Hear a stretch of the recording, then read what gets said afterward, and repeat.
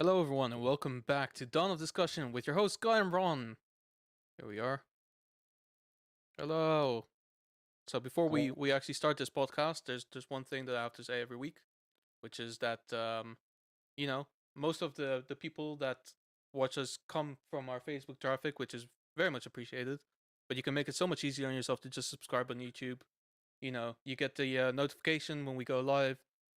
We usually post these notifications like 20 minutes before the show goes live, but it's 7:30 every week, consistently every Wednesday for the past now 11 weeks. So you may as well just do that. Um, that's my only message this week. Guy, how are you? I'm good. No, you know what? I'm not gonna lie. I'm average. You're average. Fair enough. To be fair, I think on this channel we can appreciate average. Average. I still need to print shirts. Uh, Um, and charge an outrageous amount for them, as all YouTubers do. of course, I mean, 20 quid minimum. Yeah, exactly. It's a religion. It's a lifestyle. It's not just Yeah. a shirt. You're subscribing to a whole lot of stuff. Yeah. Yeah. So before we dive into today's topic, let me just show you who today's guest is. It is this guy. Even though yeah,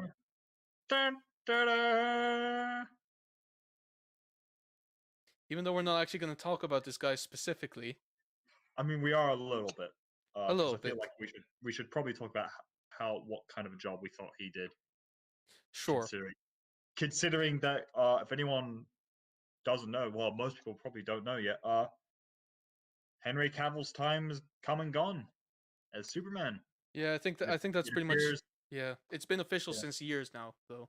I think at least 2 yeah, years now. yeah. Actually, no, 2 years. I'd say two. Well, Well, yeah, 2 3 years. just before Shazam came out, right? Because he was meant to have a cameo in it, and then why I say he left, He he left he. involuntarily. I think he had I think it was a build up of things because he had massive schedule conflicting issues because he was doing The Witcher at the time, and he couldn't really, and Mission Impossible as well. So he couldn't Oh commit no! too So much. basically, it was that. Well, there was a couple of things. What mainly happened at the time? Let me remind you.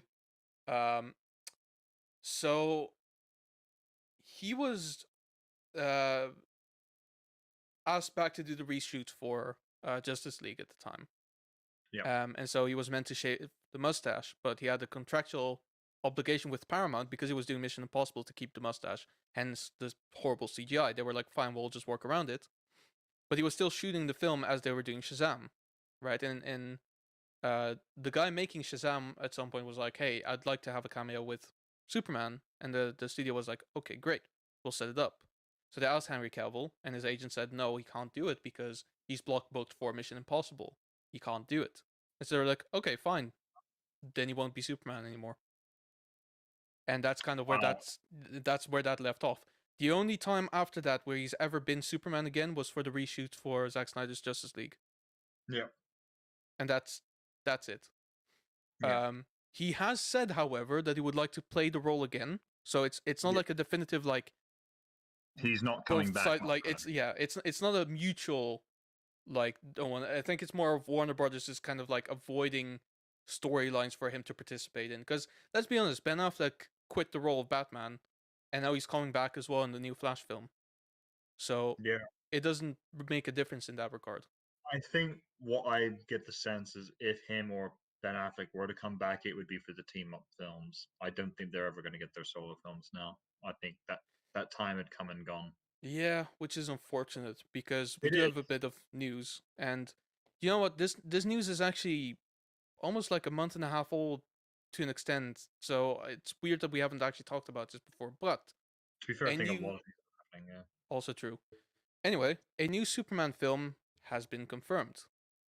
And the reason why it's so weird that we haven't talked about this is because before, when we were critical of Zack Snyder's portrayal of Superman, even though we have admitted that both of the films that he's portrayed really well in which well, I say that Man of Steel and Batman vs Superman is two of guys' guilty pleasure films, or shall we say Man of Steel? You're I actually would proud say of. probably more Dawn of Justice, but at the same time, here's the thing: it's like Dawn of Justice is very much my guilty pleasure because it is Wonder Woman, Superman, and Batman on the screen for the first time together, Yeah, which is a massive thing as a longtime DC fan. But the other thing is as well the thing is with why I like Henry Cavill's Superman is because I just think Henry Cavill looks the part. I mean, look at this, Bobula. Yeah, Look at this mensch. he looks like fucking Yeah, Superman. It's incredible. But yeah. And so, when we were talking about it in the past, we said that if there's anyone who could portray Superman in a just and dedicated and predominantly accurate way, it would be J.J. Abrams. yeah, And lo and behold, J.J. Abrams is actually the producer of this film, not the yeah, director. As far as we're aware, I don't think the director has been confirmed yet. There's a no. writer confirmed who we'll delve into later. But J.J. Abrams will produce this film. And personally, I will say I'm excited for it I am too. because of what we said before. It's like it's literally just like I find it. I don't think this is the case, but there's such an off chance that someone with Warner Brothers maybe tuned into the podcast and like an off day and was like, J.J. Abrams.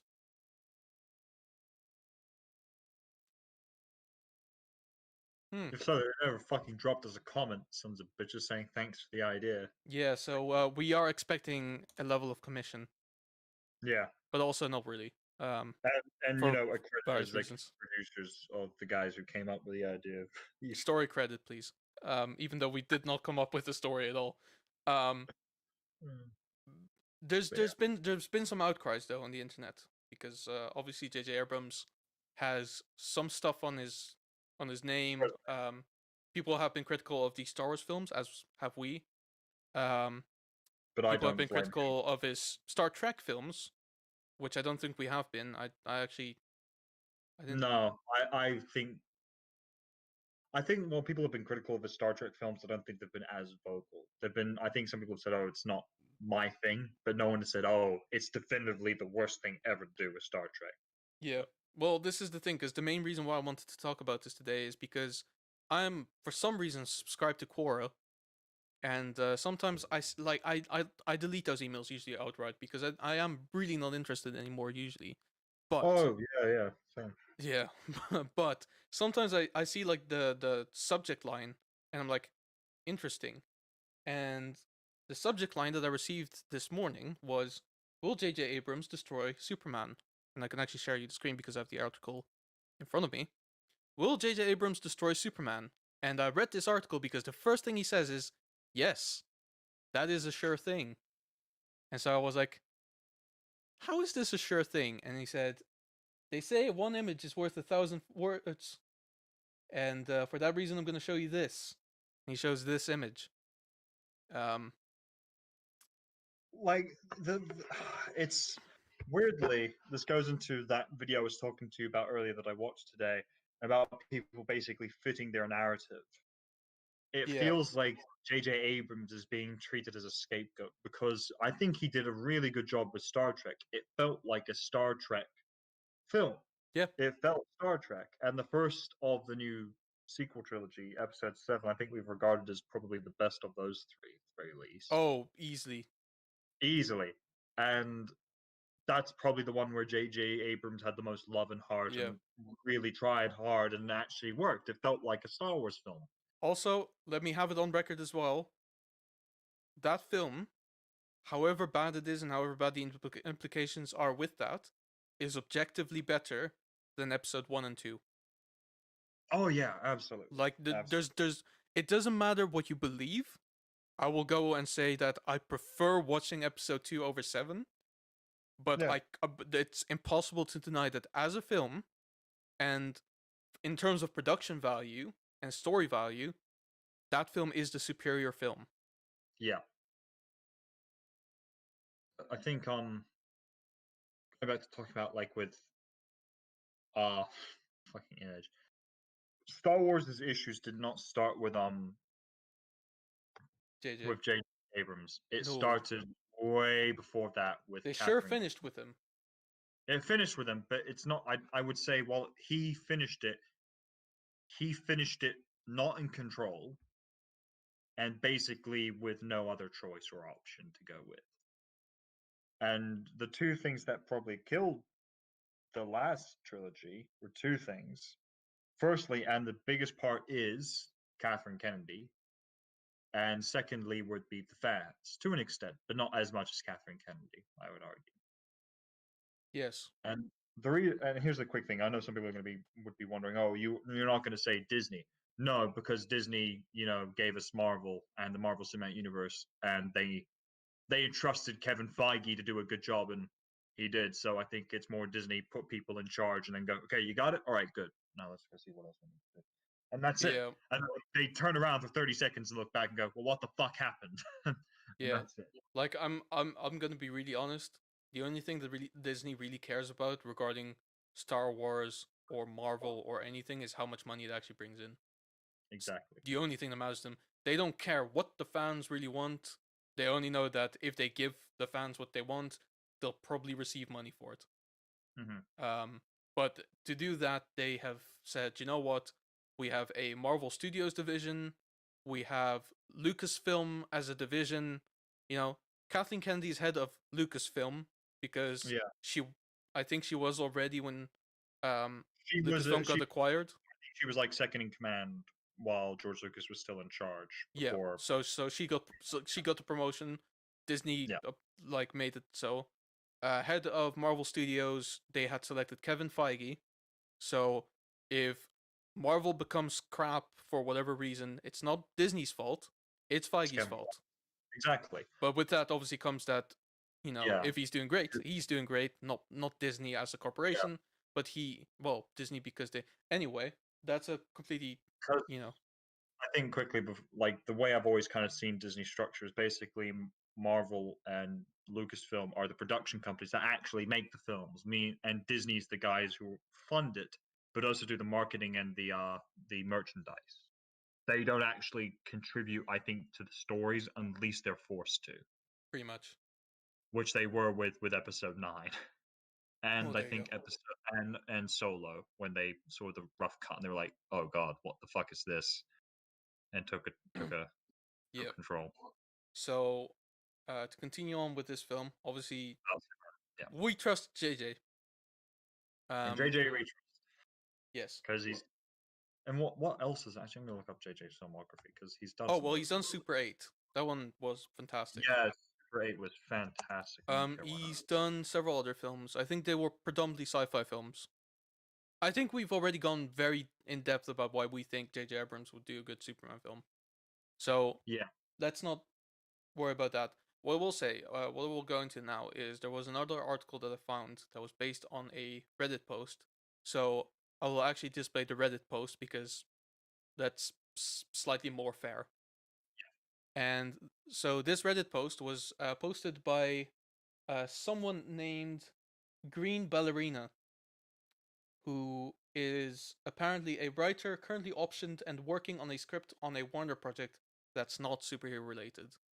And they've okay. posted this thing on Reddit because they trust David F. Sandberg, obviously the director of Shazam, has recommended Reddit as a good place to kind of post things because usually Reddit is known to like collect communities for stuff. And so basically, they wanted to clear a couple of things up about this film as it's currently going because they just wanted to kind of like apparently mostly they saw some awful racist trash since the news broke, and they think a lot of that would dissipate if people knew what these two are going for. So that would be J.J. Abrams and um, Right. the writer Ta-Nehisi Coates, Yeah. uh, who we'll go into later as well. So here's everything they learned. Number one, the script is not finished. Coates is still working on it. How far, they don't know, nor does anyone else except the proper execs. So if you see anything that says full script or full details of what the film is going to be about, ignore it. Yeah. Number 2, the way Coates Abrams pitched this and it got greenlit was for a black Superman that is not Clark Kent or Kal-El. They don't know the name, but he's his own character and will not be portrayed by Henry Cavill. So this guy is here for shits and giggles more than anything. He's not part of the fun. We like him, and that's why he's here. But it's not about you. I It's not mean, we about probably you. should have found a fucking the Photoshop version of Michael B. Jordan playing Black Superman, which I think is what most people Yeah, want. Black that's Superman. where it's at.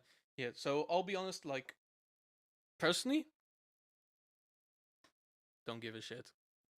Fine. What about him being black or not? I don't care. Yeah, I don't No, mind it. no. I tell you, who should be. It should be Idris Elba. Fuck yeah. Yeah, no, that's of course. There we go. Problem solved. He is Black Superman. Uh, Um. and I Now, think just as quickly, yeah. for anyone who may have an issue like with the idea of there being a Black Superman, one, they've done it in the Tammy comic books. agrees. Two, also, they confirmed it's not Kal-El. It's a different character, so Yeah. So it's not a race swap they've thing. covered themselves. Yeah. Yeah. Number 3. This will be in the DC extended universe. As it was pitched, this character will exist in the same universe as the likes of Wonder Woman and Aquaman. Won't be a one-off like Joker or the Batman. So this is going to be main canon. Yeah. Right? The part that they were excited for, number 4, was that Kal-El is not the last son of Krypton. There are others and has been a goal for Warner Brothers to include more representation in their characters. A black Yeah. Superman, a Latina Supergirl, etc.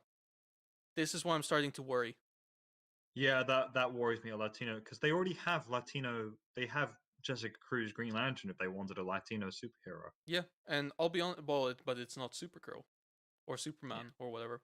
The bit where I'm worrying now is because I don't have a problem with a black Superman. Like No. it's happened in the comics. I read one ages ago with like Val Zod, the Superman of Earth 2, like Yeah. post New 52. I think this was like the rebirth thing or something to do No. with that. Alzod was New 52. Oh, was he? Okay, well, fair Yeah, enough. Because I remember specifically like he was involved in the storyline. Yeah. I mean, well, the Earth 2 New 52 started with Kal-El, but then he died, and Val Zod took his place. Okay, well, fair enough. Well, anyway, that's happened before, and I don't see a problem with that. It's Yeah. honestly the same as Spider-Man in a way, where it's like it could Yeah, be anyone. Miles It's fine. Morales. Yeah, it's exactly the same. The thing is that the way that this is now being posed is that now it's a representation thing, where it's like, oh, people from Krypton are, all these various races, and it's like, sure, it's a planet. I mean, that's fine, but also, Yeah, I because the predominant civilization in Krypton is from the city of Kandor. what Kandor. Yes, thank you. So You're welcome. most people in Kandor were white Kryptonians.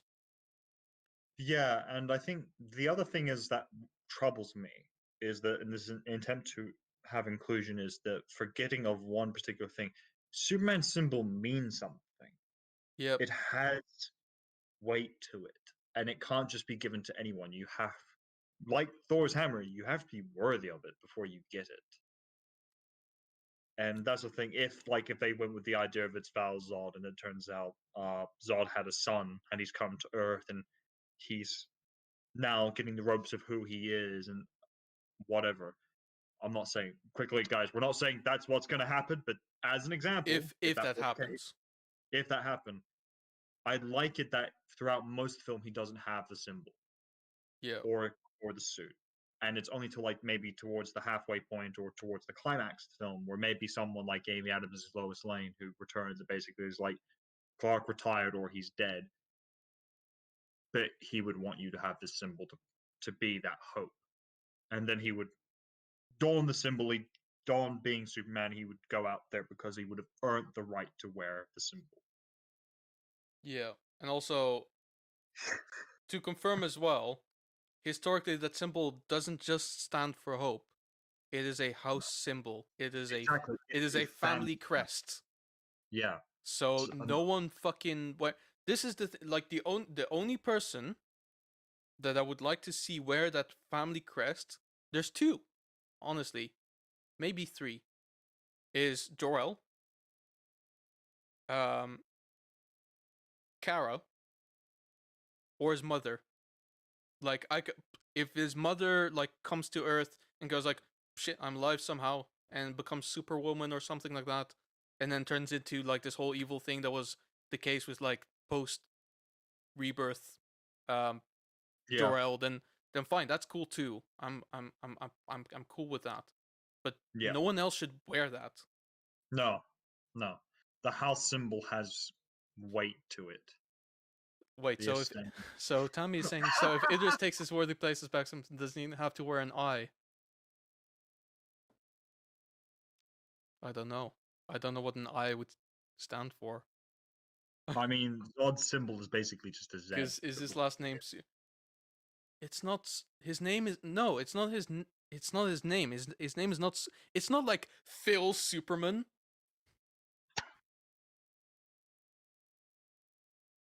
It's Superman. It's not Phil Superman. That was Yeah, a joke from something, right? I can't remember what it was. Oh, I'm testing Idris. you. I'm testing you now. What was it the joke from? I remember it was something to do with Spider-Man, right? It was Spider-Man. Yeah. I can't remember. Was it? No, it wasn't Into the Spider-Verse, was it? No, it wasn't. It's not like it's not like his name. It's not Phil Spider-Man. It's Spider-Man. I'll give you a hint. The response to that was there should be a gold man. Oh no! I'm getting close now. I tipped my tongue. Fuck! I know women who would know this answer. Oh, shut up! Don't you mock my nerdness. Oh, it's there. I can't remember. Yeah, fuck it. Seven Dark. Oh no, I can't. Yeah, let's carry on. I'll think on it. You keep talking. I'm gonna think for a bit. Okay, okay. Let's continue with this then. So, uh, OP number 5 doesn't know anything about Henry Cavill or his iteration of Clark Kent in the plans. Heard nothing about Clark Kent being involved in the pitch. But Cavill's Superman. Tommy, I'll get to that because that's a very good point, and we will explain that. No googling, guy. No googling. I'm so tempted now. I can't The only thing they heard was the Cavill was in negotiations last spring. Of course, that's way before this new Superman film. So Clark Kent might not actually appear in this film. Right, that's number 5. Number 6. As far as they know, other directors in DCEU have not been involved in Superman, other than Andy Muschietti, which I believe is the guy doing Flash, but I'm not entirely sure. If David F. Sandberg would like to jump in to confirm or disregard, that'd be great. I don't think he did. 7. He watched, or they watched, Zack Snyder's Justice League and thoroughly enjoyed it. Fuck it, this whole post doesn't have any meaning. Just on that one. Yeah. Okay, I've got a guess. Go for it. I'm probably wrong. Parks and Rec? No, but you're close. You're right to say that it's not a superhero IP. Oh fuck, Brooklyn Nine-Nine? No, but It's from that universe. no, that's not what I said. I said it's not a superhero IP, but you're right for that sort of medium. Tell me when you give up. It's not Parks and Rec. It's not Brooklyn Nine-Nine. It is NBC if that helps. Slightly does. What else have they done? You know. You can't tell me. Yeah, that's fair. Tammy can guess if you like. And then once this whole shtick is over, we'll talk about the S real quick. Before we can... Oh, you know the answer. Well, just say it then. I think it's funnier I think it's even funnier if you know the answer. I'm gonna feel so shitty afterwards. Come on, Tammy, just say it. I think she sent me, but I'm gonna wait. It's not like Phil Goldman. It is Friends. Jesus. Chandler said it. That's. Oh no. All right. Even with the after credit scene where they discuss what Goldman's power should be, and they go, "Can we play my game now?" I feel like I should just leave the podcast and let you take one solo. Yeah, from this here. one. This That's one a is a bad massive. L. That's a bad L. All right, let's talk about the S real quick. So, Tammy, the S is an S. I think it just happens to be an S. On Earth, it's an S Yeah. because we've assigned the meaning to that particular symbol. Yeah. On Krypton, it is a family crest that just happens to look like that. Yeah. It's pure alien coincidence. On Krypton, each important, basically, every Ghost family. crest is an L. Like, I'll fucking get you guys later. Yes, you will.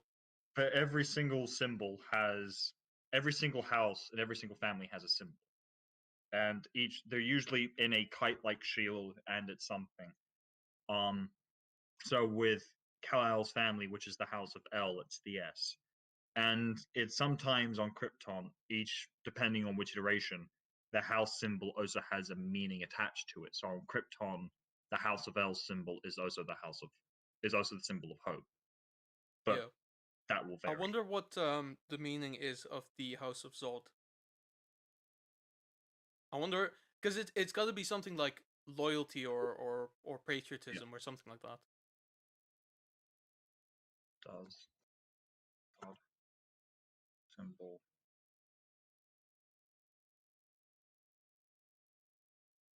mean? What the Anyway, symbol I should something? probably Yeah. transition this real quick.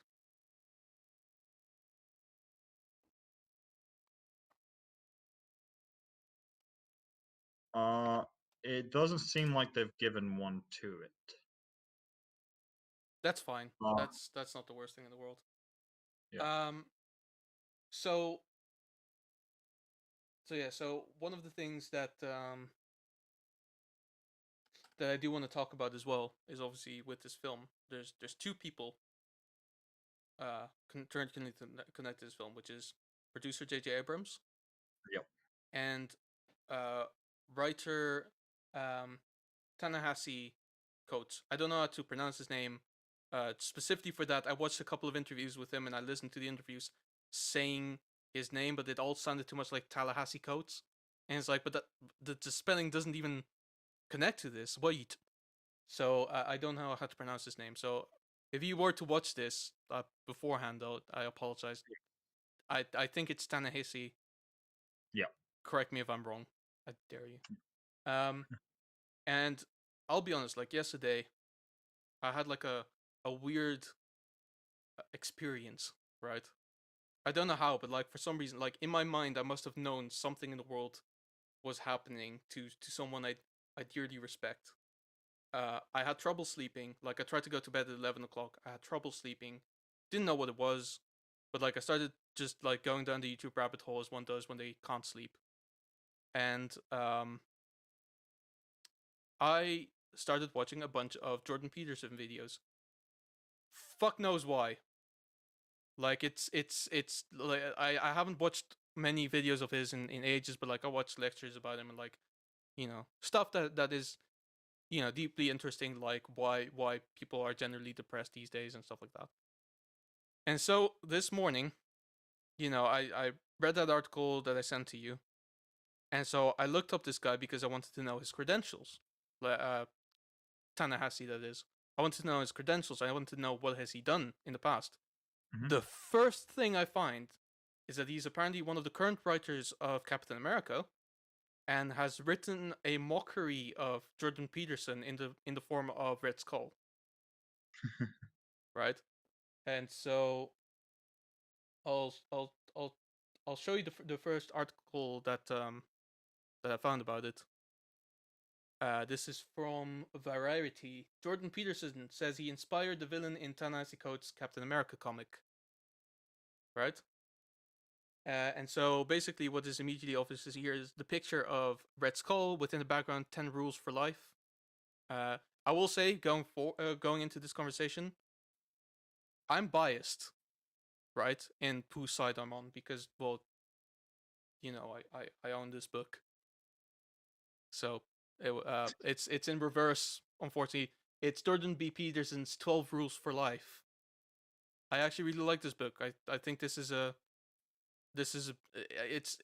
book that I can recommend to a lot of people, especially from our kind of generation who are kind of uh I mean, yes, obviously, like I haven't finished it, and it's been like this for maybe a year at this point.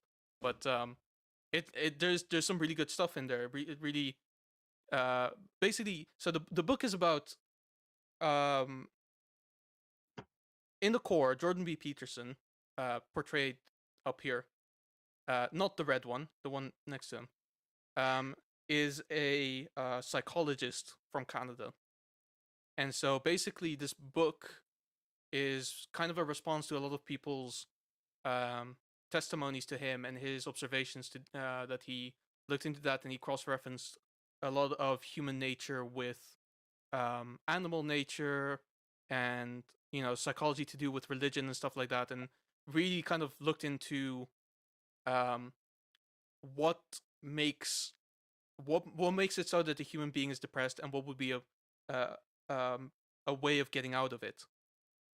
And like, I'll be honest, if I read you some of these rules, you will find that they're absolutely benign. Like, if I can find there we go. So, rule number 1: stand up straight with your shoulders back. Doesn't seem like a reprehensible rule at all, you know. Mm. Basically, in that chapter, he just talks about you know, display confidence in the world, and the world will respond to you as a confident person. That kind of thing. Rule number 2: treat yourself like someone you are responsible for helping. Kind of going into the fact that usually if you have a child, um, you tend to take care of it better than you do yourself. Um, that kind of thing. Basically, there's nothing wrong with it. However, what this guy has done is basically he's taken the teachings of this fine gentleman and made it look like he is essentially like essentially a Nazi, right? Because that's what Red Skull is meant to represent. Um, but basically, he's saying that the teachings that he has, because the main demographic for Jordan Peterson's work is young men, and the reason why they gravitate towards it is because he is very much about kind of reclaiming. Well, no, okay, no, that's misrepresenting it. He's not saying that young men should like reclaim their identity or something, but it's more about young people who are kind of lost in the world, need to have some sort of meaning in their life that really only they can give to it. But a lot of men have gravitated towards it, predominantly young men. So this Captain America comic is about how Red Skull is basically perpetuating these views and grooming male terrorists in America.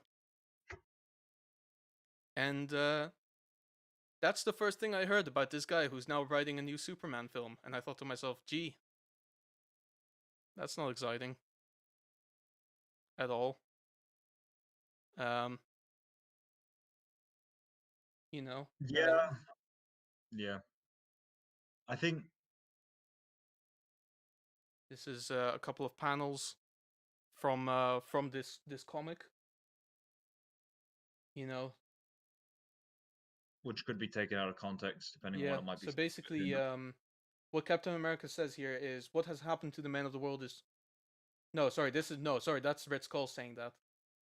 Um, Captain America says, "It's the same for all of them. Young men, weak, looking for a purpose. I found a flag. You found a badge. They found a skull." So basically, he's saying about like young men who go on the internet will find the Red Skull, who is then saying all these things that essentially Jordan Peterson says as well. Um, and basically, they get radicalized because of it.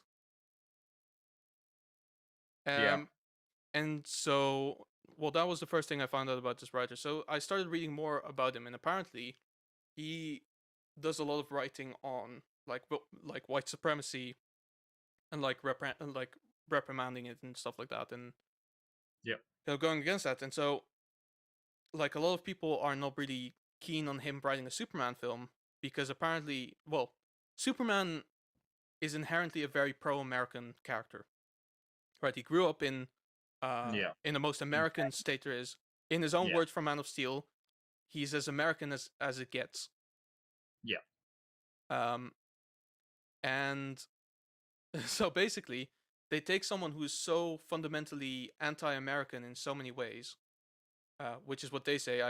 I'll be honest, I haven't actually found that many points of evidence that suggest that he is, or maybe I'm just not looking right. I'll be honest. I listened to a couple of interviews for him, and I got very confused very quickly because I wasn't quite sure what he was saying. So I'm not going to judge him simply because I'm not quite understanding what he's saying. If that's fair. So, to ask a random question, because I guess then you've seen it, and I have no idea how to spell his name, so I'm not even going to bother trying to look him up. What's his ethnicity? I'm just curious. Oh, he's black. Okay. Um, I which, was by just the curious. way, not that there's anything wrong with that. No. I was wondering if it's one of those weird situations where it's a white guy who's basically trying to overcompensate for being No, that would be white. worse. I It, think no, that it would be would be well worse. worse. I think in So this case, this is someone who is representing something that he genuinely believes in. That's it's got to be yeah, respected. But again, I don't know what he's representing. he's not a bandwagoner as it is. It's more this Yeah, is something he feels strongly about, which I can respect. So I'm going to give him that. I do agree that I think him being the writer might be. That's the thing. I want because here's the thing. For people who don't really know much about the filmography career of J.J. Abrams, J.J. Abrams started out more as a producer rather than a director. yeah, makes He only sense. started directing recently, but the films he's produced are very, very good. Yeah, So I think there's an argument that J.J. Abrams will be able to keep the reins on this a lot better in the role that I think he probably prefers, to be honest. So that way he can kind of maybe say to this guy, "It's like, okay, look, this is becoming a little too aggressive. Maybe pull it back a bit, but who knows? Maybe he'll be told to let him do whatever he wants to sort of please certain fan bases. yeah. Who I don't knows? know. It's just now that basically I now could you please look up what JJ stands for? Because at this point we're only getting one stream of questions, so we may as well just answer all of them.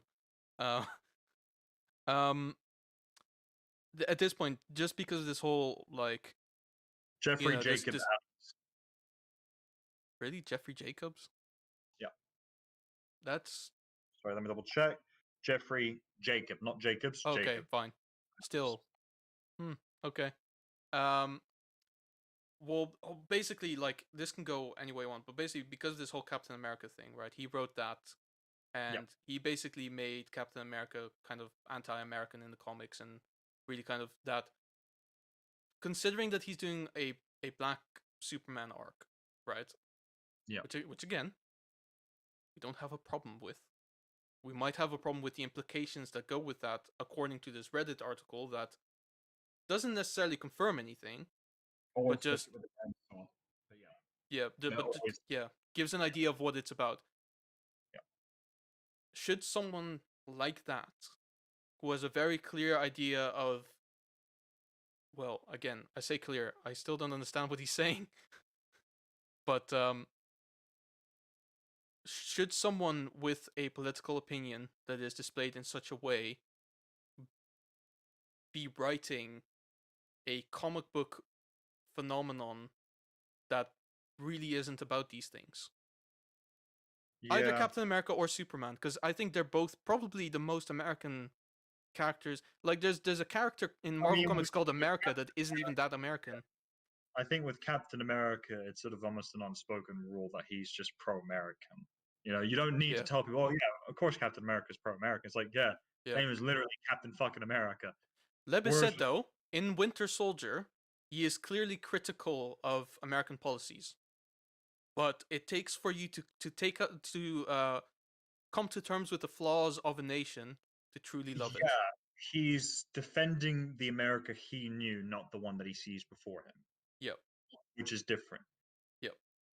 Whereas I think with Superman, I think there's always been a bit more of a step in recent years with Superman to say Superman is not an American, he is more alien. Or and then it took another step as that was the step with New 52. They tried to make him more Kal-El than Clark Kent. And then they took another approach where it's like, okay, no, he is Clark Kent, family man. So yes, he may have American values, but inherently he's just a guy who wants to protect his kids. Yeah. If he has to stand up away of American policy, he will do that kind of thing. Which this thing I've not read anything of this guy's. I've not seen anything of his, so I Yeah. don't know whether or not he really is just he splurges every single comic book panel and page with all his political agenda, or whether or not he really can detach. Because I know that there are some writers who are very and some actors who are very politically outspoken that can detach themselves from that with their work, Yeah. Because which I hope is the this is the case for thing. this. Again, I will now again deny knowing any specifics about his mind. Again, the only thing that I understand from how he supposedly thinks is by what I understand from these articles about what he's done with my main man. Um, I'm I'm not alt right. I'm just very confused right now in my life. Uh, there's a sequel, by the way, to this book. I'm just saying. 12 more rules. Anyway, um, again, any interview that I've seen with this guy when he's talking about um the stuff that, like, any like interview that he has about anything political, in one of them with Stephen Colbert, I somehow understood that he wrote a book called "We Were in Power." We were so something like "We Were in Power for 8 years," or "We Had the Power for 8 years." An American tragedy in which he apparently describes how bad it was that Obama was president Okay. because it allowed for white supremacy to take stronger hold or something like that. Like, again, I'm saying this with a big question mark behind it because I'm pretty sure I must have misunderstood what he said. Yeah, that's Because odd. I have not, but then I go into the comments section and then there's people saying like this should be the next American president. It's like, but I'm not, I don't understand what he's saying. How can I You agree with him or disagree with him if he doesn't say anything that I can understand? that's his trick. That's how he gets you. Um, yeah. I don't know because I'll be honest. Of all the things to do with Superman, I'm gonna step back and think of the films. Mm-hmm. Superman, particularly from Christopher Reeves, actually. Superman 1 is great. Superman Sure. 2, very good. Superman 3 is kind of bleh. Superman 4, which is Superman 4, The Quest for Peace, which kind of goes a bit more political, but it's because it's about Superman getting rid of all the world's nukes, because that's the heroic thing to do. Comes like the bottom of the ass. And that was the Yeah. worst of the four. That was universally agreed that should never have seen the light of day. Which is an interesting standpoint, because I think weirdly Superman is a character who should not have any political connotations attached to him. And he shouldn't even discuss political stuff because he is innately about just doing what is morally right. And Yeah. while yes, that can go against some government's things, if there's American soldiers saying you can't help these people, and he's just going to go on, we're going to help them anyway. It's like that's the most it would be, is just to show that he's generally a good guy. Whereas with Cap, I think you can kind of get away with it because, to be fair, Cap as a character, because he is called fucking Captain America for Christ's sake, there can be political gray areas, which, to be fair, Winter Soldier kind of dived into, but very successfully. Yeah. But I think any political stuff should, and when it comes to Superman, they should just avoid, Well, because I think yeah. Well, this is the thing because that's, I mean, 100% true for Kal-El. Because yeah, yeah, he stands for truth, justice, in the American way. But let's be honest, he's more for truth and justice than he is for the American ways because his home is Earth, not Kansas, really. yeah, Um, exactly, what about a black Superman? Like, considering like how we would potentially have grown up, is this yeah. going to be a thing where now they're going to be writing in things that are very much political? Well, that's the thing. Like, if until we see a trailer, it's hard to assume anything because they may not even show his. They may show him growing up on Krypton and not on Earth. That's true. They may just jump to him being an adult when he arrives on Earth, for all we know, and they just may skip past that entire phase. But How about this it's as well to consider? yeah, Um, one of, I think, the crosses that Superman has to bear is that he is the last son of Krypton. yeah, Like, everyone from Krypton died. yeah. And at some point, we found out, no, actually, his cousin made it out alive as well. And she's actually a little bit older, but she got stuck in the Phantom Zone somehow and she got out. Or And, whatever they something like do. that. That's one thing. I mean, it's questionable, but fine. What does it do to know that there are? I mean, as far as I understand from this Reddit post, probably thousands just like him. What does that do to the character? Does it dilute him in any way? I think it does. I think that's the thing. I don't mind the idea that there are a few more Kryptonians than just him, but there needs to be a limited number.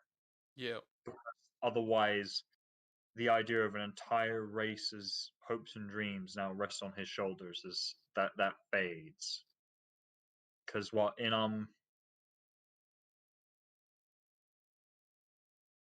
yeah, because weirdly talking things to do with Superman, one of my that's a very good question, Tammy. 10? I'd say even less than that, weirdly. probably.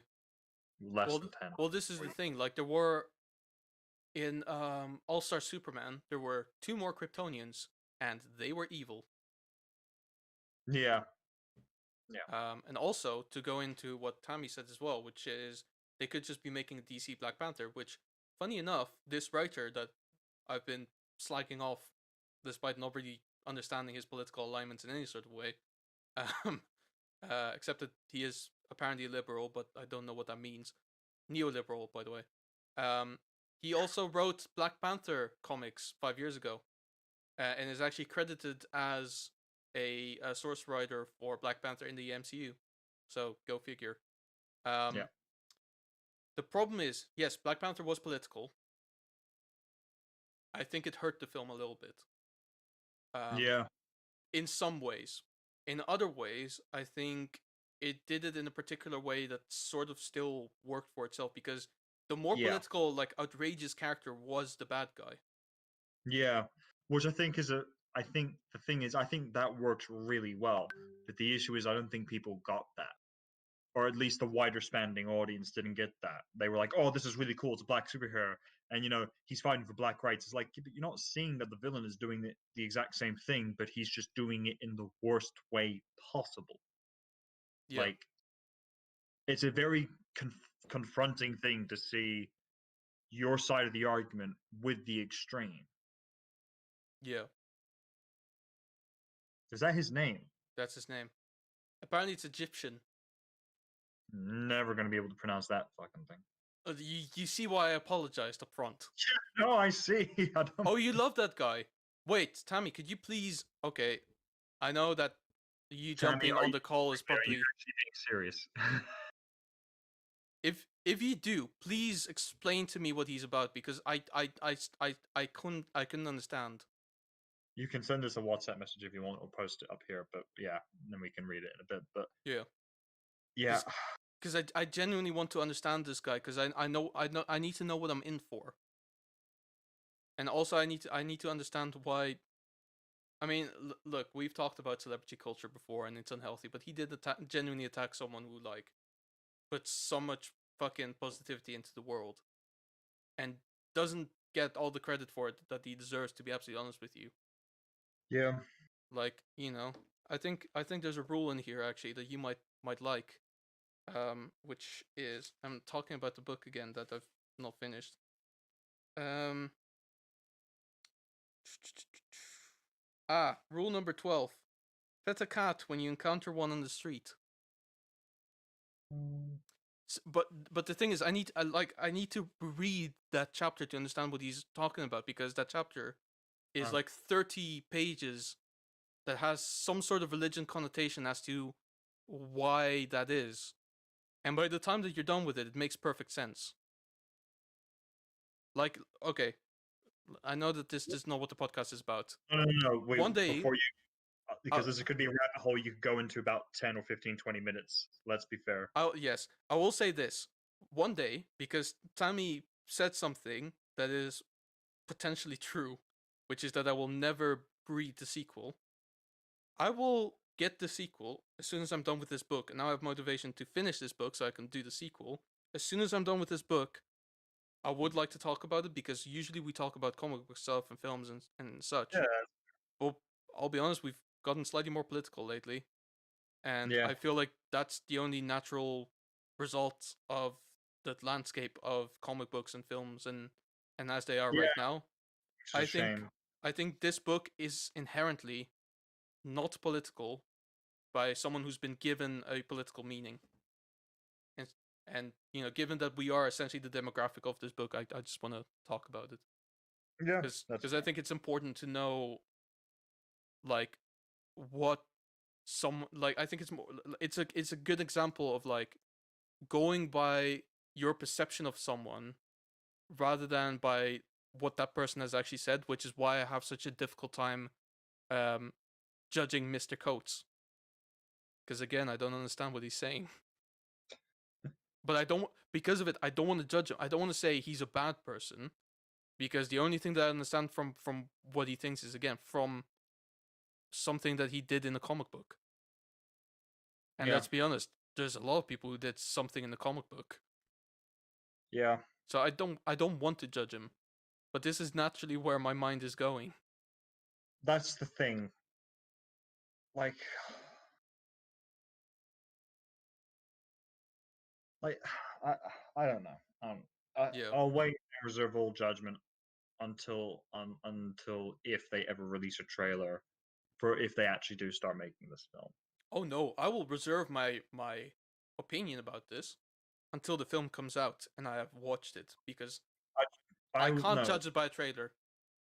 How about this? I will reserve not my judgment. I will reserve my any potential troubles or worries I have until I see the trailer. Okay, so Tammy says she might not love the guy, but she really liked some of the frames she saw from his Black Panther comic. So Okay. he wrote that comic. He didn't actually draw it. That would be an artist. Um, Usually in comic books you have The a writer and the artist. writer and an artist, and sometimes if you want to be really fancy with it, which is what Marvel is these days, you have a secondary artist that mostly does like background stuff and such. So, sorry, you have an inker and a colorist. So someone who actually draws the thing, and then another person who actually like fills in the colors. Which, let's be honest, is the job of a 5-year-old child with crayons at this point. But whatever. But, So the story grabbed your interest. Tell me if you can find it. Tell us which story this was, because I would like to read it so I can get more insight into what this guy's about. Because as much as I like to know who this person is, I don't want to sit down and read a full novel of his. yeah.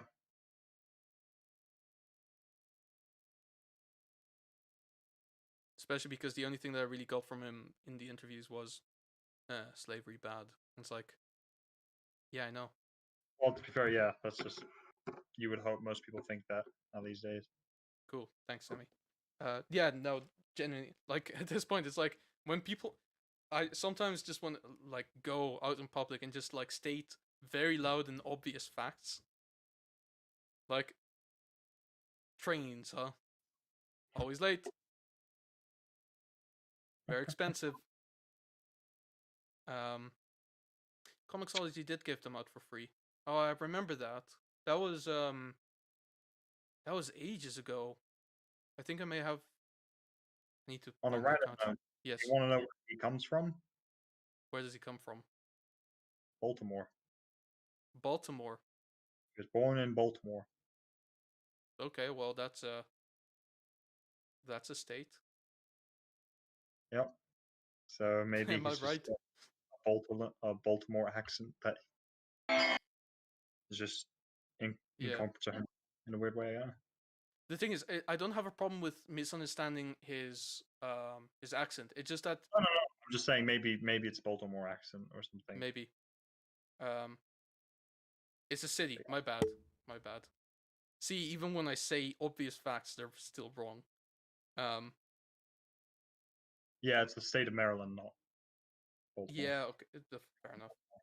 Anyway, Um, um, yeah. So basically, because the problem I had with like watching his interviews is often I felt like he was saying something, and then he said something that didn't quite connect, and he was trying to connect it, and then I was kind of like I had to listen to pretty much everything he said twice before I just kind of got to the point where it's like, no, I didn't mishear him. I just feel like he didn't really say anything. Also, Baltimore African Americans had a hell of a hard life, most of them. Um, I believe that. I do think I've I heard. mean, the issue with that is just someone saying, "Oh, these particular this particular community in America or Black people has had a particularly hard life." It's like, well, that's all Black communities throughout America. Let's be honest. At this point, that most of them have had a Yeah. pretty life. Also, at this point, I just like at this point, what I would really like to see is a film about a Soviet state refugee in a black community.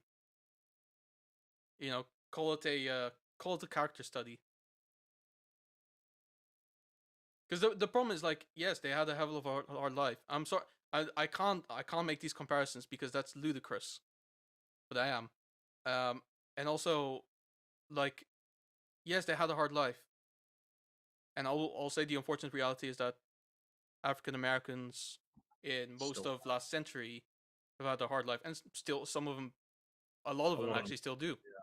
Yeah. Um, I don't know if that really gives validity necessarily to all of your political opinions because there's first of all, it's confirmation bias. A lot of them have confirmation bias where it's like, I had a hard life, therefore things should be just in the way that I grew up, which is something that I perpetuate as well for myself. So even though my life wasn't that hard, especially in comparison, like not even close, but like bad experiences that I've had, I'll just go like, yeah, that's how it is, even though that's not I think necessarily true.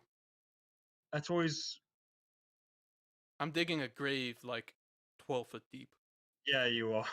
Because I'll wrap this up by saying the issue Yes, is and to be fair, that they made this point when they did the whole black rights, black lights black matter. We lives need to matter. see the sperm in motels. The Black Lives Matter movement is they said, oh, we are, it's just us saying that we need people to understand that our lives matter too, and it's not that not all lives matter. We understand all lives matter, but we just need people to understand that. And I think that was brilliantly phrased because the solid truth of it is whenever someone goes, oh, I've had a hard life, you can always expect there will be one person one day who will say, oh yeah, but someone's had it harder, Yep. someone's had a worse life. And that's the thing, if African Americans ever get that, it would be because there's some Middle Eastern person going there. It's like, yeah, but at least you're not just assumed to be a terrorist when you get on a plane, or at least you're not living in fucking Syria, which is being bombed every day. It's like there will always be that one group of people who always, or one person who will always say, yeah, yeah, but you didn't have as hard as these people. It's like Yeah, just that's because, true. and the reality is, and this is now bringing back to my point, why that is just a fucking shitty thing to do. Every single person, guarantee you, one person above you has had a worse life than you have. But it doesn't mean your life wasn't the difficulties of your life is not important. There we go. That's true, and I completely misphrased my point. Yeah, Um, I the had the, the the the thing is what I'm trying to say is having a hard life in that way doesn't necessarily mean that you demonizing other people or saying bad no, things about other people has validity because yeah, no, that's down to open conversation and understanding what's going on. Basically, and just let I'll be honest, right? Let's say there's a black person from Baltimore, let's say, who has been beaten up by white people his entire life. yeah, Um, and in his adult life, he starts saying, okay, well, white people are just altogether oppressive. And also this guy is a Nazi because he's telling people to clean up their room, or I don't know what. Does that really give it validity? Or is that just them having gone through something that made them feel that way, instead of actually like going through more kind of common situations? Go like, well, it isn't white people as such. It's just, institutes that happen to be run by white people that have made them feel that way, but he has this connotation because of it now. Yeah, I think because as Oh, it's we've because of kind of, Storm and T'Challa. Fair enough. yeah, because I think as we've kind of discussed before slightly is that I'm sure I think most people with common sense, which to be fair, I think you and I at least have some of, and the two people who are our viewers do have a lot of. Just because someone has had a hard life does not give them the right to give people a hard time, just because Yeah. of whatever reason. But at the same time, not that it's not me trying to contradict the point. It's more while I'm worried about the writer and what he views and thinks and whether or not that affects his writing, as we both just said, we're going to withhold any skepticism Yeah. Until I or actually, rebuttal yeah, until we've until I seen run the film. some good decryptions. And to be fair, that's if the film even gets made. It's very much still on the True. groundworks. And the thing True. is, as we've seen with fans, when they get the ball rolling and they get what they want, studios are beginning to back off. So it may be that this film never even sees the light of day now, Yeah. which would be a fucking shame because the idea of whether it's Idris Elba or Michael B. Jordan or any guy playing the first ever black Superman would be kind of cool to see, I think. But yeah. Um. Yeah. That's that's because that's the thing. It's like, meh, I've lost my plot. You said I have common sense. I do not. Um. Fair. I have to carry it for both of us. Yeah. But Yeah. Because basically, like, this is the thing. Is like, uh, it's really the thing is, now I'm kind of going through my head and I'm going like, I'm critical of, this is exactly the thing that we were talking about before the podcast, is I'm not critical of my arbitrary interpretation of what this guy may have said. Jesus, what? And nothing's ever going to change for me because this is how I read people now. Oh no! But What? but No, I think no, it's beautiful in a way. I think it's beautiful in a way because I'm not the only one who does this. that's true. But I yeah, think it's very fitting to the situation that I said earlier, which is basically him just going like, in a Captain America comic, like, young men become Nazis because they're told. Well, this is the thing. You know what? We're not here to talk about Captain America. We're here to talk about Superman. yeah.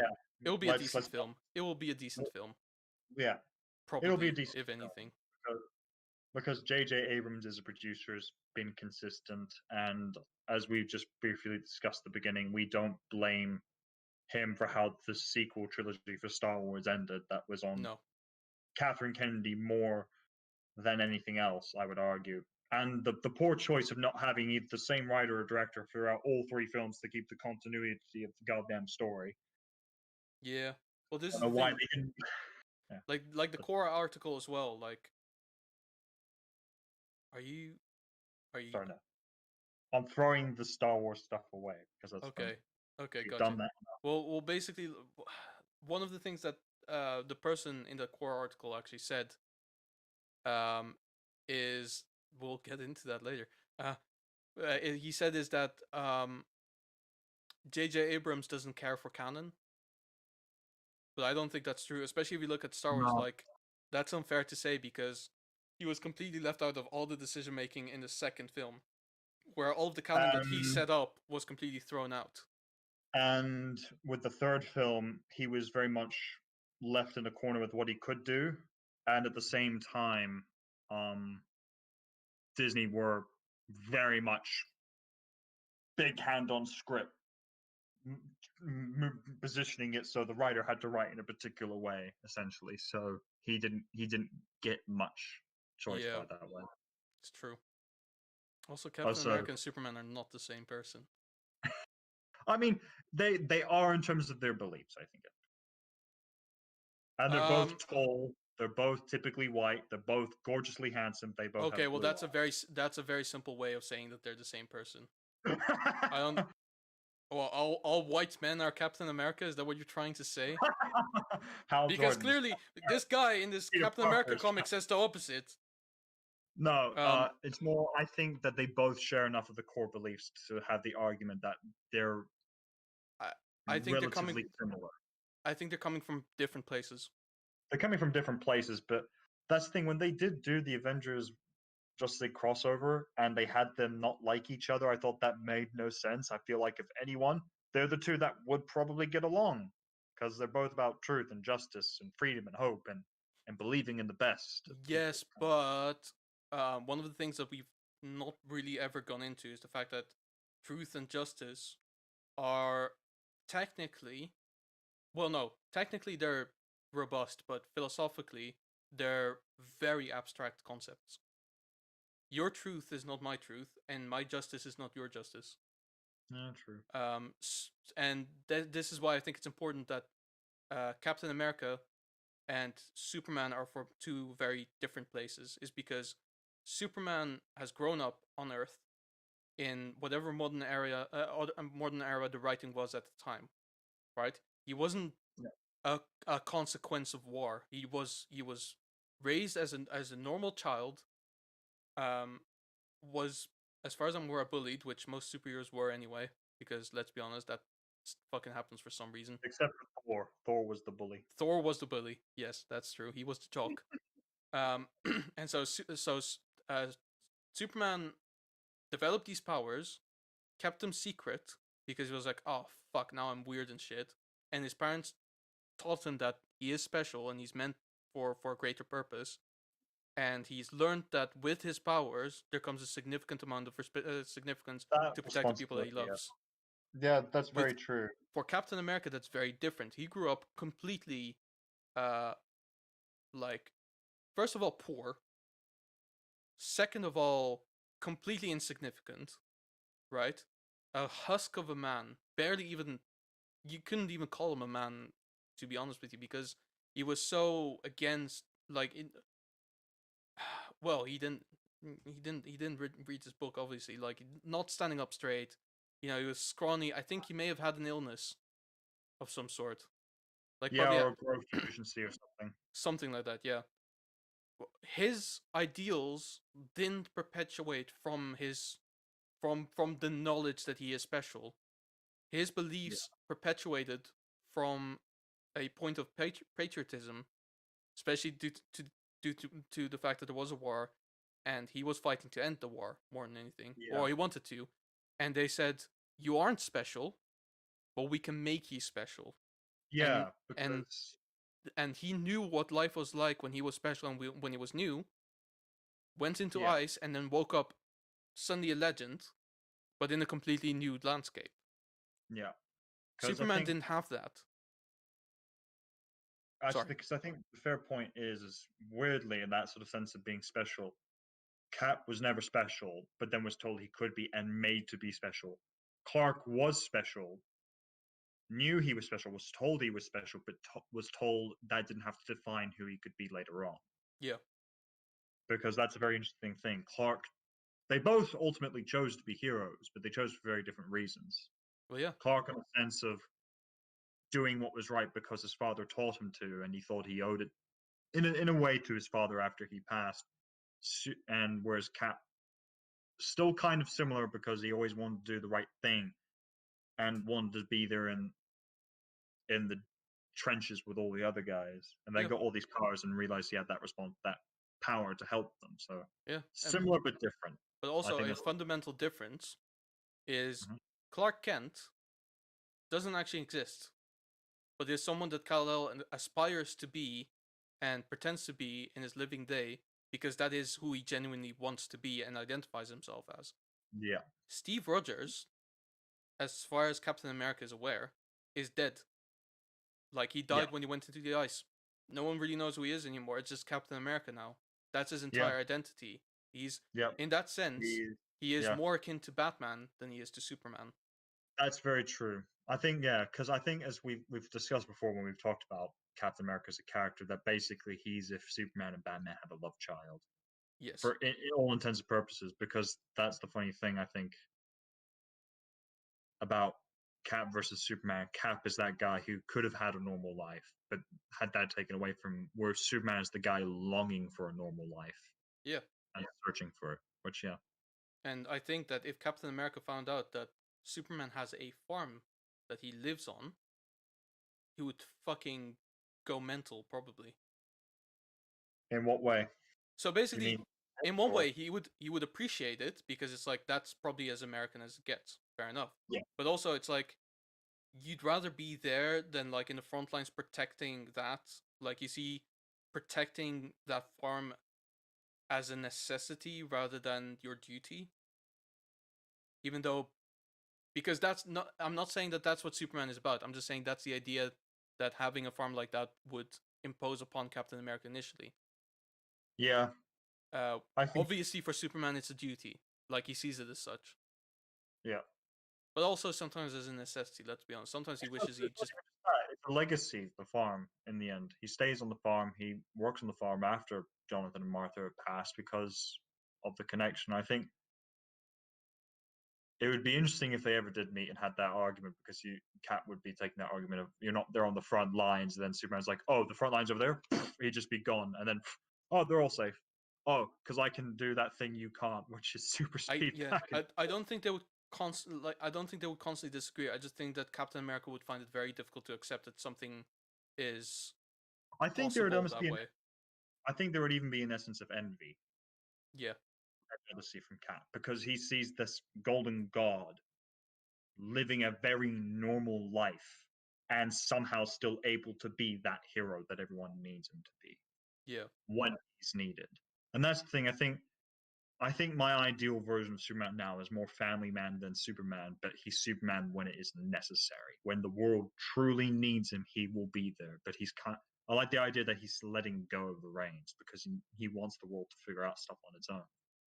Because he isn't God, he can't always be there. But that's a whole idea for another day of That discussions. is yeah, for sure. But Um but in that sense I think in terms of politics, I think Captain America is a deeply political character. So in that regard, yeah, yes, there should be politics involved. I just don't necessarily think that a writer should have a political alignment that is very outspoken. yeah, Like, I think have a political alignment, obviously. Everyone has everyone has some to sort of, know, right. yeah. It's just that, like, basically, for instance, if it was the other way around, so somehow Jordan B. Peterson found himself writing a Captain Super, America comic, I would yeah, say maybe not the greatest idea. yeah, I don't think that would work out. because No, actually, no. He's a psychologist more than a politician. It might work out, but I think the but story there would would become too be complex to actually relate to it. yeah, because I think as we've discussed before, because I think these guys do fall into the whole celebrity culture, and I'm not sure how much our two viewers agree with us. That in the sense that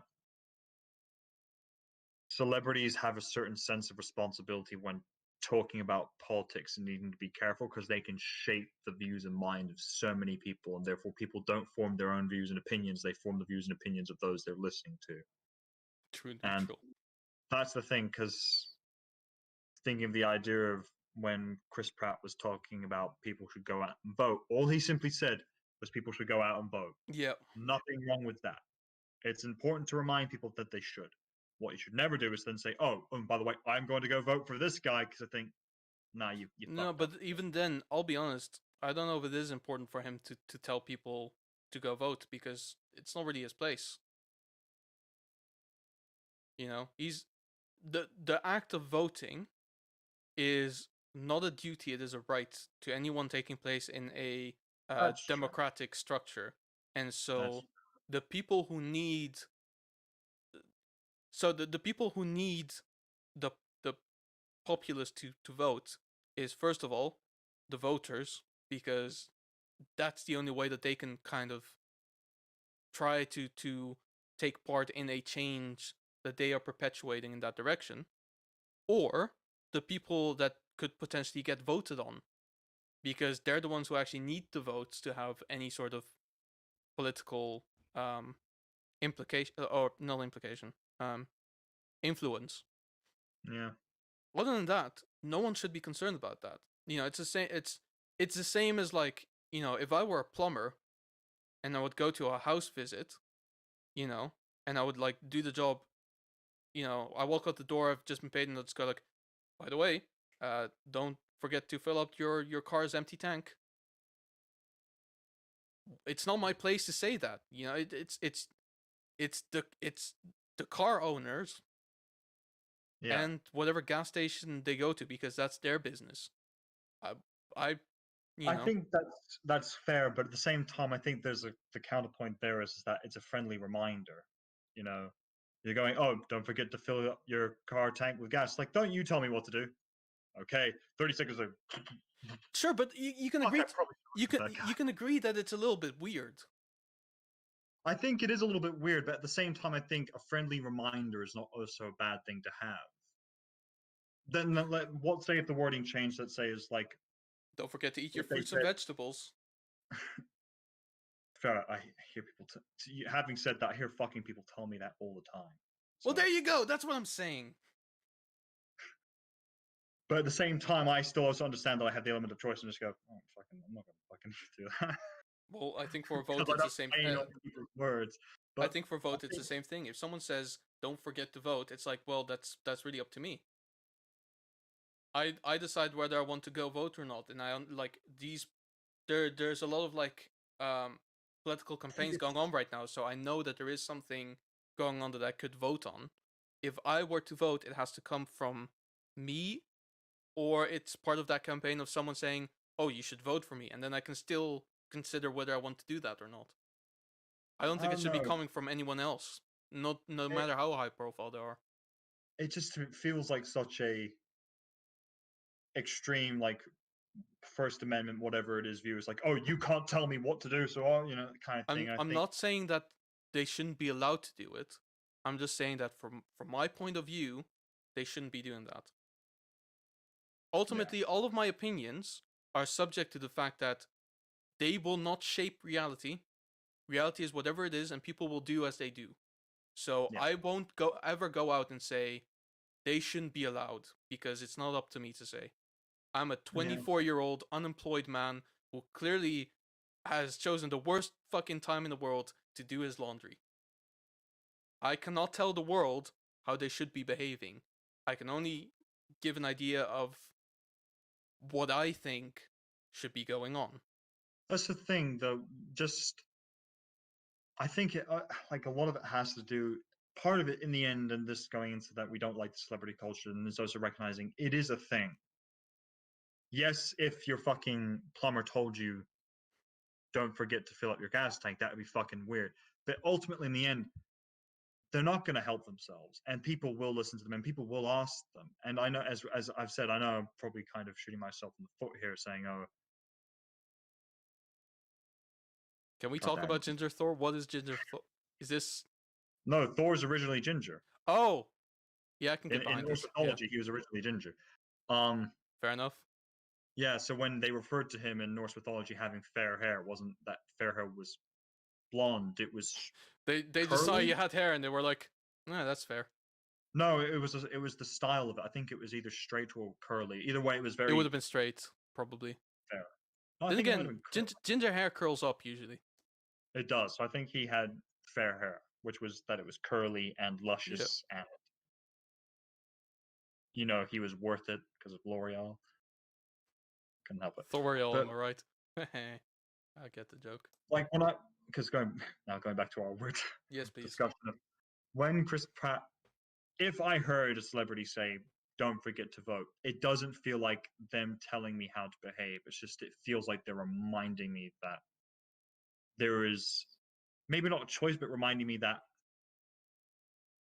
yes, and you can argue it's a negative thing, that there's a certain sense of responsibility that I should vote because I want my voice heard. So, yes, but the thing is, the reason why people are upset over it is because he has made his political alignment known, and I, that in itself is fine.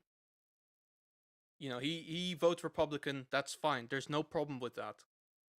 But the thing is that when people know that someone who votes Republican is reminding people don't forget to vote, they will naturally assume that a large Yeah. amount of his fan base, which by the way I don't think any of this is actually true, but the large majority of his fan base is politically aligned with what he is aligned with, and telling them we should now amass and go vote for the party that I believe in because I think that that's what it should be. When Yeah. honestly, the message is harmless. Yeah. I will agree with that. It is harmless. Yeah. It's just a reminder. Yeah. The problem that people have is because there might be a connotation from it because he is politically aligned and therefore his fan base probably is. I just think it's not necessary for them to say that, and I don't really think it's their place. That's it. Rewinding it slightly to something you said earlier. Sorry, about 10, 15 minutes ago. Um, Right. that he made his alignment known. I That was don't 2 think minutes ago. felt more like 5. You repeated yourself like 3 times in that. Don't you dare fucking. Hmm? Anyway, uh, yeah, you. There's someone else here. Hmm? I don't Um, know about that. Easier. Were you talking to him? look at that beautiful face. I can't scold Henry Look at Cavill. his little chin. My hand has disappeared. That's unfortunate. But is that because I feel like the issue is I have with the idea that people point out like, oh, he made his political alignment. No, I don't think he did. I think people asked him, oh, are you Republican or Democrat? And he answered the question. So he made it known. That's not, yeah, he just went, I'm Republican. It's like if someone asks you a question, you have 2 choices: either answer it or just say, I'm not going to answer that. And he just answered it. Yeah, and And I'm then, not saying there's anything. Again, I'm not saying there's anything wrong with that. and the other issue is I feel like weirdly, a lot of the targeting against him for his own view probably sways whether or not people think he should say anything because of the whole Ellen Page thing, sort of questioning how could you go to this church because of its anti-LBGTQ. Did I get that right? I really don't think I got that right. You got the Sorry if I letters, so I I don't think the order really matters all that much. I don't um think any of them will go. No, you have to mention the lesbians before the gays. It is unfair to mention the gays before the lesbians. fair enough. Um and I feel like as you say, it is a harmless statement, and I feel like he really got attacked for just saying it. And that's why I think Yeah, and that's unfair.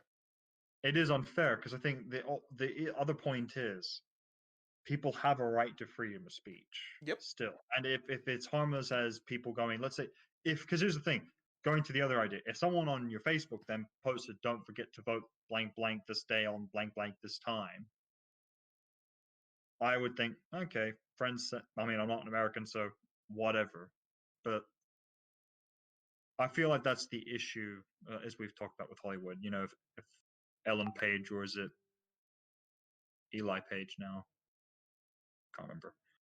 Said don't forget to vote. I feel like Elliot. people. Elliot Page. There we go. Thank you.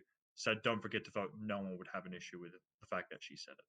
I mean, you probably still would, but there again. Again, I'm not like it's not like if someone goes like, "Don't forget to vote," I will personally come to their house, ring the doorbell, wait until they open, then slap them and go, "No, you can't say that. No, go back to rehearsing lines." I won't do that because All I it's want not. It's now is a skit of Chris Pratt just literally on fucking Facebook or Twitter, or whatever it is, just saying, "Don't forget to vote, guys," and then it's like, "Ding dong." Close the door. It's just you and just slap him.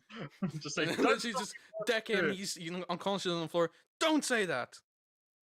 I really liked your performance in Guardians of the Galaxy. Don't fucking No, talk politics, and then walk away.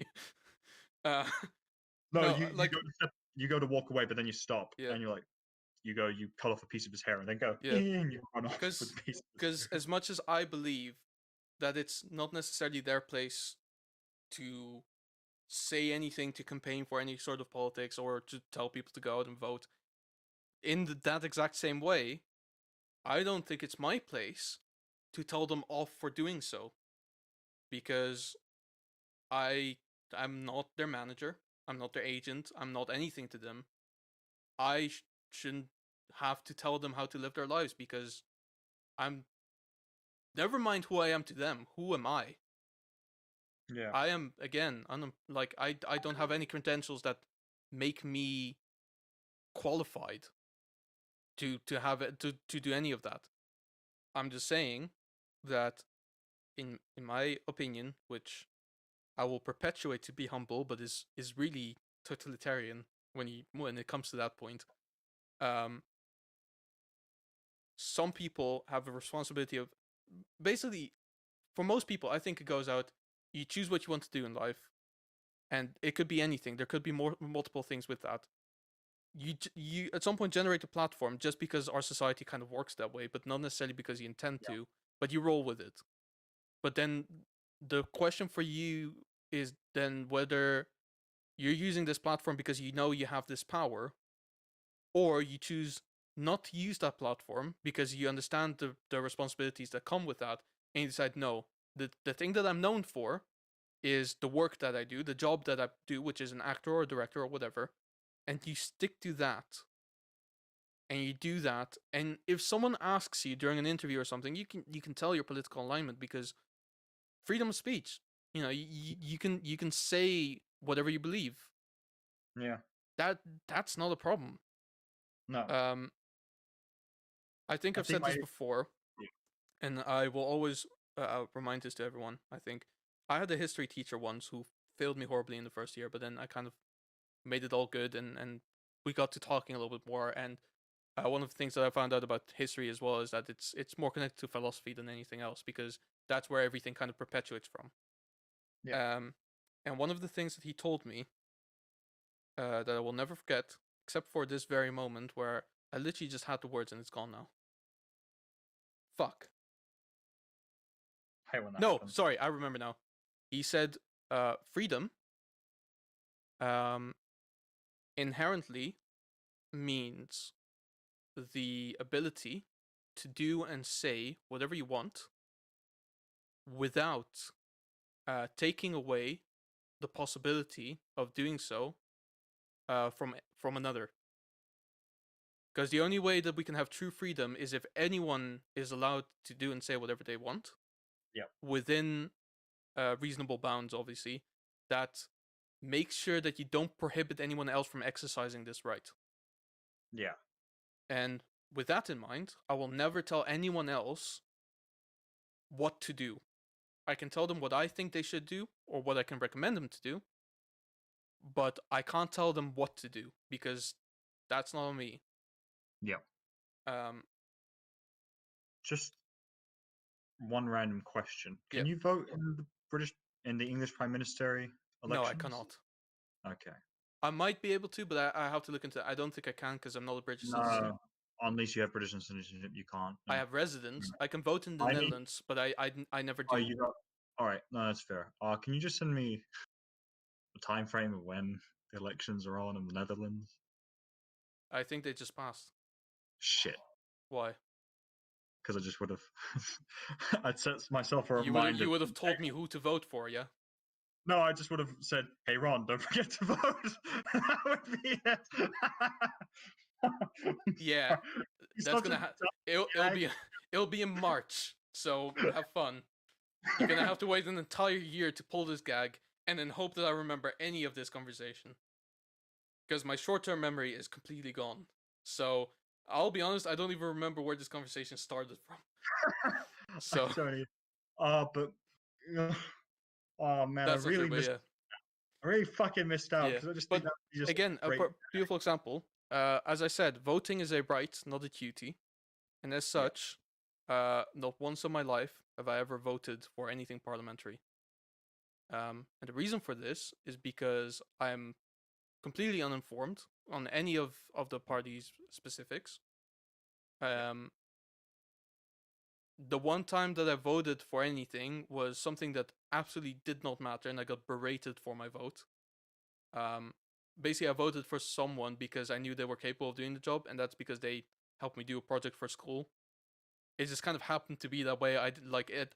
I wouldn't have voted for them if I didn't think they wouldn't be capable of a particular job, and it yeah. had everything to do with like water installations in the Netherlands. It was really fucking meaningless, and I got berated for it because it was like a party that apparently siphons a lot of money from people's taxes to like police and stuff like that. Which, like looking at it, I would have probably voted for them anyway. But I feel as an uninformed prospective voter, I can do two things, which is inform myself, choose the party that I politically align most with, and then vote for that. Yeah. Or if I don't don't do that, I can go, okay, I can still vote, but I probably shouldn't because I don't know what the Yeah. hell I'm talking about. So I should probably just completely Yeah. disassociate myself from this entire process. And Same. that's what I do. Yeah, I'm in the same boat because in Australia, I don't know enough about the political system. I'm talking about Australia first because it's one of the big thing. The second thing is I don't live there, Exactly. so whatever happens there won't greatly affect me. Here in the UK, it does, and the one time I voted for the UK or voted here in the UK was for Brexit. Well, I mean, against Brexit, but Yes. that Yeah, was I the assumed only as time. much. That was the only time I actually partook. Yeah. But I knew a lot of people who didn't vote, Yeah, even though at that point it was like, I mean, this is an exception. I mean, because this is not you're voting for a particular member or something. This is a referendum. There's this four. is a There's four choices. long-standing referendum Yeah, with a massive consequence of whatever happens yeah. afterwards. And there's four choices, and this was people from LFA as well, who were British but didn't vote. None, like in my class, none of them did, and there were three of them. Right? You're studying with people from the EU.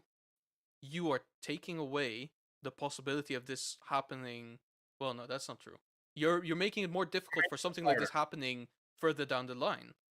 There's four options. It's not that hard to inform yourself. Either you say yes, or you say no, or you go into vote to say I'm but I'm impartial. I'll vote blank, or you protest the entire thing by altogether not voting, but that never works out. Yeah. Except for this one time in the Netherlands where, weirdly, that completely demolished their referendum. Actually, the same year as the Brexit thing. It was really funny. Um, Something about Crimea, whether they should send help, and then they got like 70% blank votes. I mean, I say that it was 11% blank votes, and then the rest of them was just people who didn't vote. Uh-huh. Yeah, I didn't Fair vote. enough. Fair enough.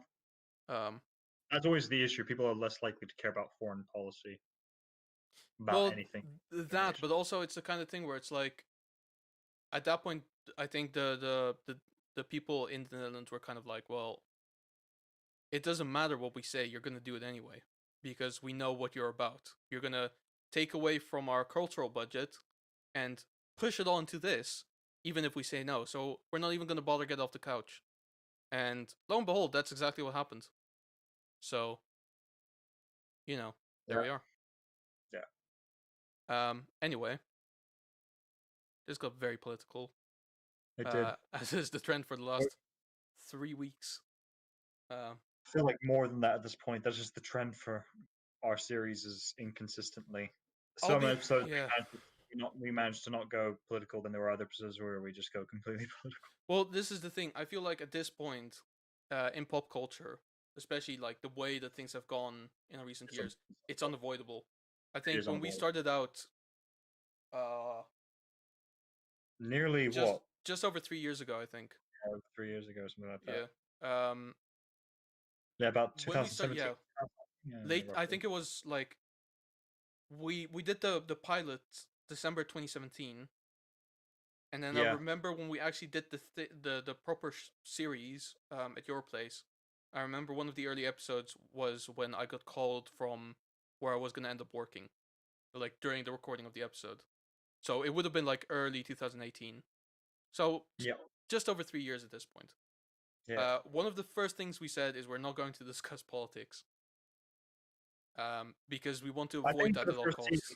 for the season, we didn't actually do that, which We didn't know, not at all. pat on the back. Yeah, And absolutely then it not. went downhill from that point on.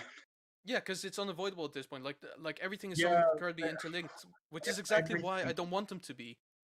Yeah, I think that's the issue now, because the only films that aren't political are Transformers, and Let's watch Transformers. every movie should aspire to be like Transformers. Yeah. Well, this is the because basically, like, again, I don't have a problem with Black Superman, especially if it's Idris Elba. Fucking fantastic. But Yeah. if we're sitting in that theater and the entire film is about like, oh, I'm oppressed by the system because I'm black. It's like, I mean, this is not the film that I wanted to. I want to watch a Superman film. I don't Yeah. care what his race. I'll push it even further. I don't particularly care what their gender is as well. You know, if Mm. it's a Supergirl film, also fine, or Superwoman, or whatever you want to Yeah. make it. I don't care about that. But then I do watch the film for the superhero element, not for Yeah. the political stuff that they assign to it. And I'll be honest with that Reddit post about like opening up the possibility of having diverse Supermen. That doesn't work for me. Mm. And I'm 'Cause- worried that it's going to be more about perpetuating a certain amount of political Yeah. 'Cause- inclinations rather than telling a superhero story, which is ultimately about the simple morals of good versus evil, and maybe not Yeah. so simple morals later down the line, like with Because Captain I think America. weirdly the two best examples of weirdly both to do with the Kryptonian side of things of DC, one of which was very political, one of which so far is not very political, if at all, Sure. is the Supergirl show. Supergirl first season, okay, went very downhill very quickly, and I think it wasn't just because it went political; it was the whole overall quality wasn't very good, Yeah, and people hated it.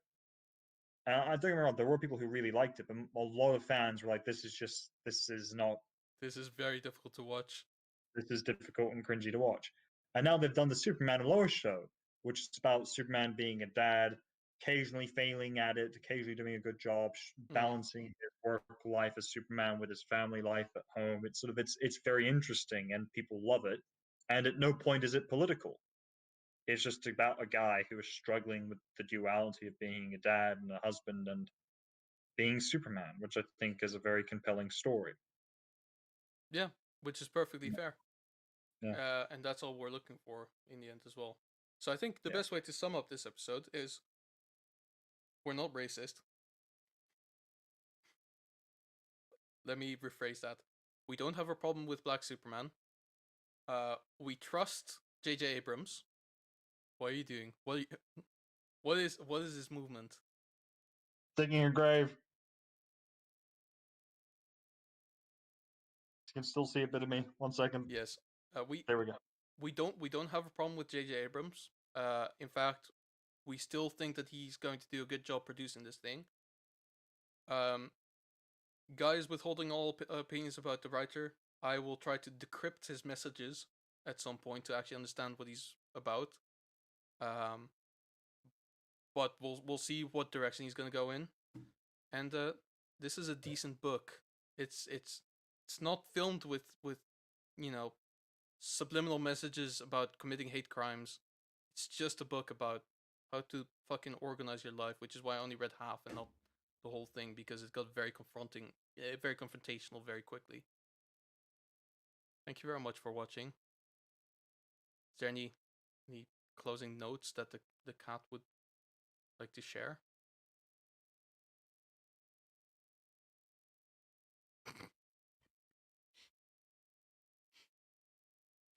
Okay, well, okay. Never mind. I've today learned that the kitten is in fact mute. So no peep out of that chick, except it's a cat. So not a meow, I suppose. Anyway, thank you very much for watching. The show has devolved as it usually does. Um, and we will see you next week. Bye. Goodbye.